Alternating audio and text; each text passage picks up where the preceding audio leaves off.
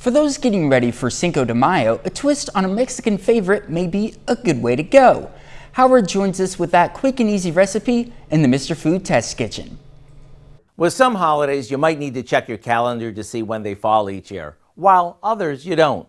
Christmas is always December 25th, New Year's Day is always January 1st, and Cinco de Mayo, well, that's simply Spanish for the 5th of May.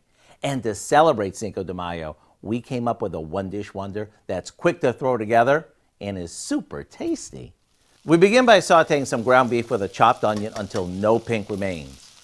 To that, we add a couple cans of tomato sauce, some fiesta-style corn, a can of enchilada sauce, a bit of chili powder, ground cumin, and some salt and pepper. While that simmers, we place 6 corn tortilla shells in the bottom of a baking dish. Now we top those with half of the meat mixture and sprinkle on some shredded cheddar cheese. We layer everything one more time and pop it in the oven. It's sort of like building a lasagna.